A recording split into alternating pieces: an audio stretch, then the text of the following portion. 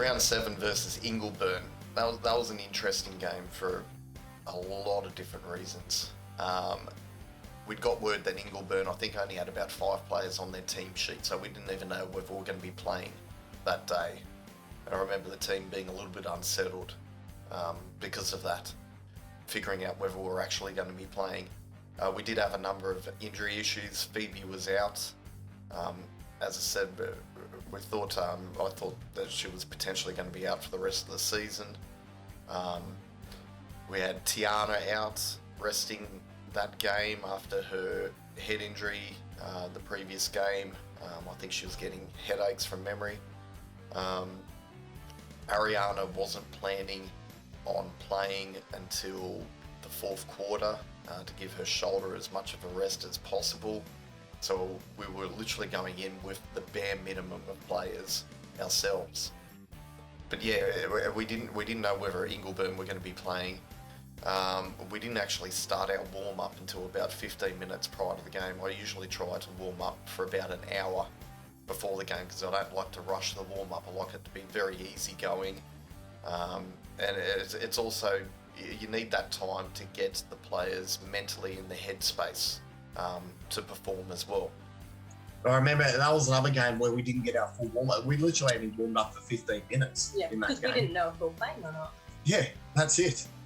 When the game did go ahead, it took us half the game just to get into the game. But of course, within the first 5 or so minutes, we were to cop another injury. Because it was pretty early in the game too. And It was like first 5 minutes. Yeah.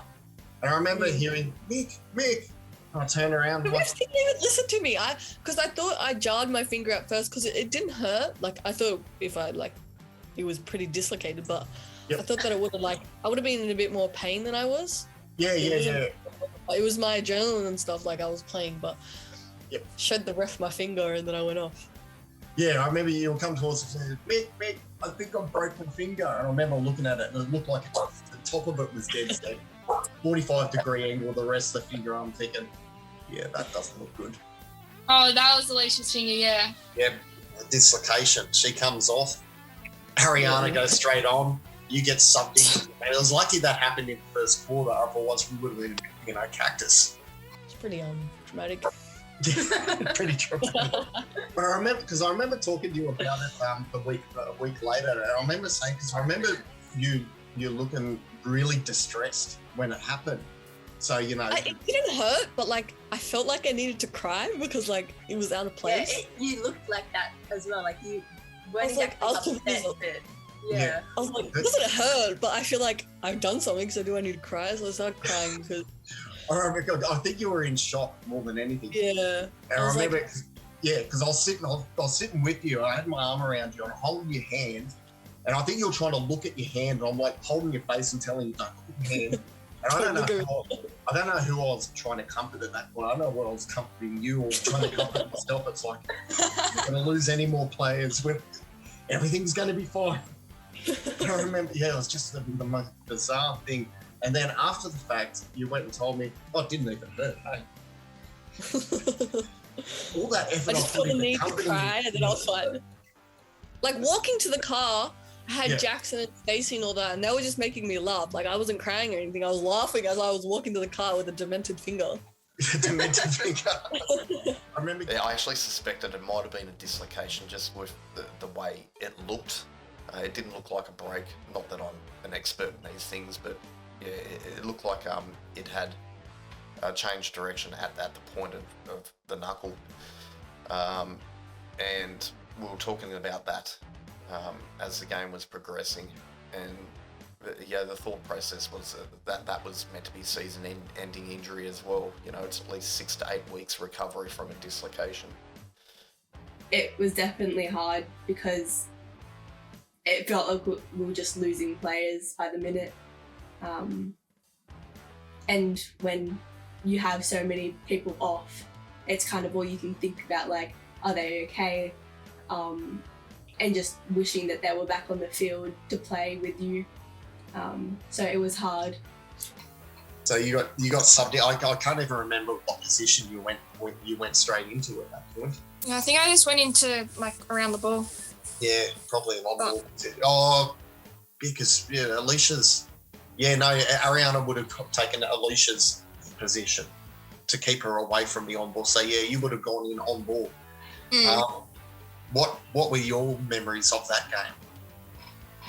Well, because before my game, I was planning to play again, but then everything was a bit rattled up from the game, and like I had heaps of girls crying, and I was trying to sort out with all of that, and I was a bit stressed. So then you said to sit it out, like we'll be fine, and I was like, all good. And I was just sitting on the bleachers with Sam, and we were just watching, and then everything went down, and then I just went on. Like it didn't really bother me that much. Like I was keen to play, but a bit fast. Yeah. What about you, Liv? What are your memories of that one?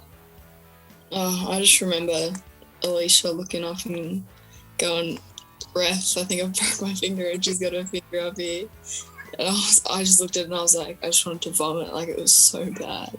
Yeah, Tiana was gagging on the sideline. Oh my gosh.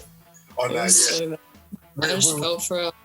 Yeah, we So were bad. talking about it before. It was such a bizarre injury.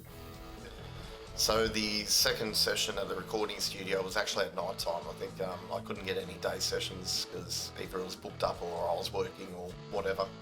So we started working late into the night on this little project. I went in to do the bass line and the vocals.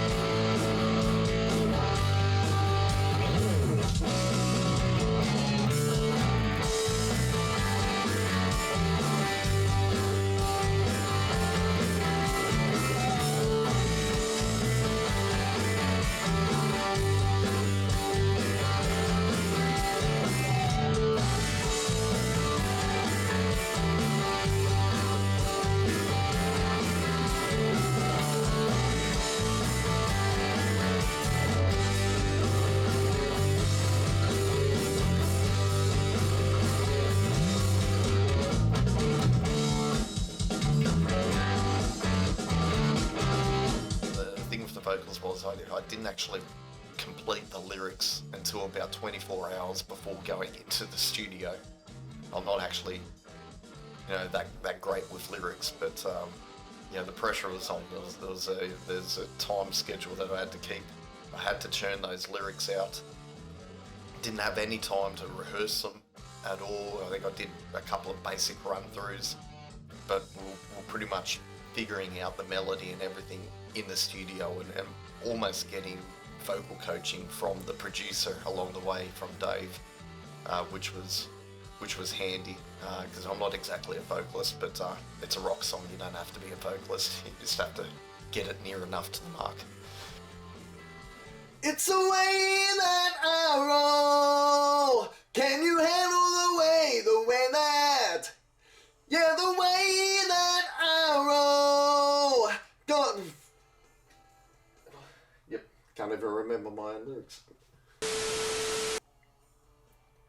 It's the way that I roll.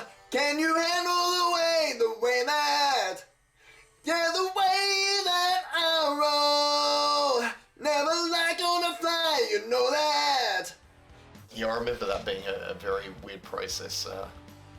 Having the music pumped back to you through the headphones and just dead silence in the room, and just you singing into a couple of very expensive microphones, actually. And I think my throat was very raw by the end of it. So round 8 was versus Wollondilly. We were meant to play Wollondilly in round 1 earlier in the season, but round 1 was obviously postponed. So this is the first time meeting Wollondilly. Didn't know what to expect. Just looking at the table and looking at results, they looked to be struggling a little bit. I remember talking to their coach. They had issues trying to get a team together themselves. So they had a lot of younger players, a lot of inexperienced players. We went in there, once again, we actually had Phoebe come back in for that game, which was a major bonus.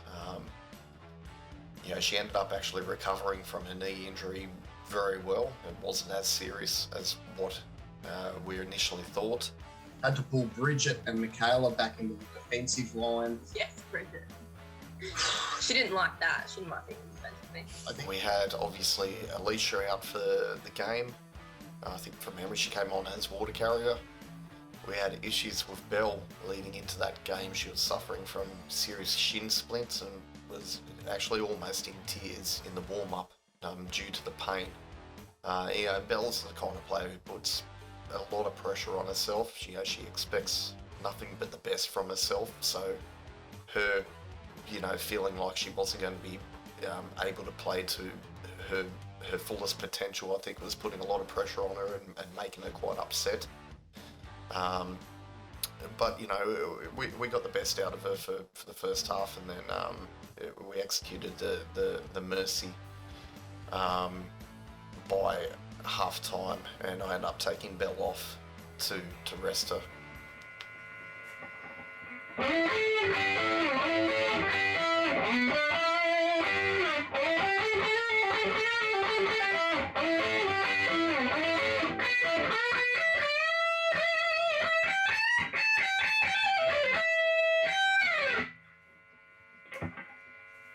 That was really close. That was close, yes. Yeah. So I get to the final session in the studio, session 3. I think there was a couple of vocal takes that I had to redo from memory. There was a couple of things that I didn't like, so I wanted to redo it. I also laid down the lead guitar work, guitar solos, and a few other little bits and pieces.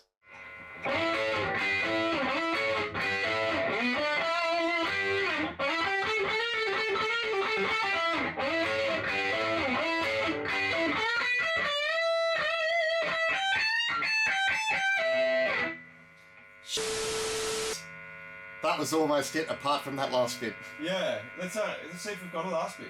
Yep.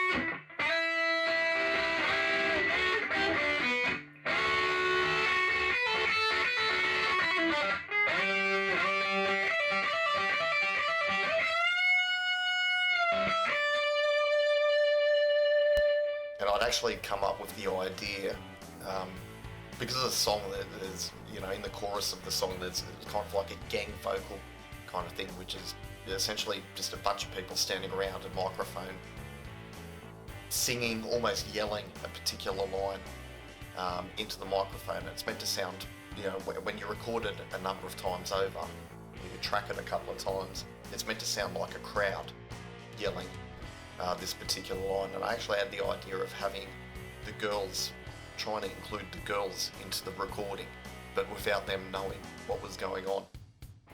So I ended up coming to training with, I think it was my phone with a microphone plugged into my phone.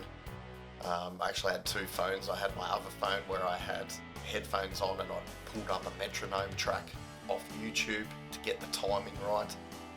And I had the girls gather around the microphone screaming the line, which was I roll, into the microphone. They had no idea what the hell this was about, what they were doing.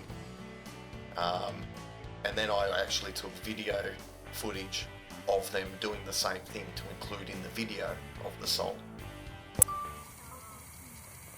1, 2, 3, 4, 1. Jesus Christ. Were the girls harassing you in regards to what the coach was preparing? Yeah, definitely.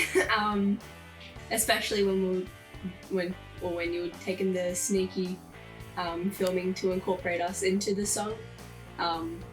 Obviously, they figured I knew, so they surrounded me and were asking me if I knew and if I would tell them. Of course I didn't, because Did any of them try to con you? yeah. They tried to rob you? Yeah, I think so. Yeah, it wasn't a hard secret to keep. It was definitely worth it in the end. But yeah. With attitude. Ready? Let's go.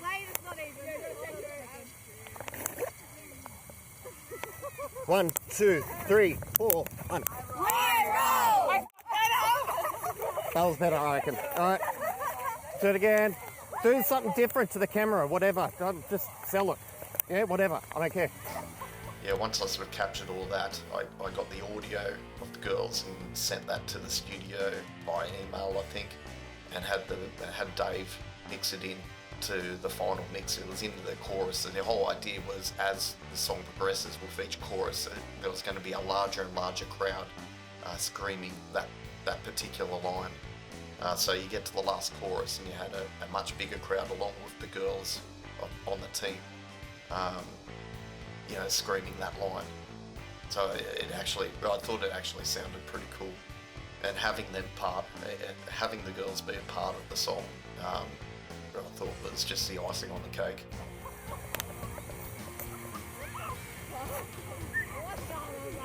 Are we ready? 1, 2, 3, 4, 1.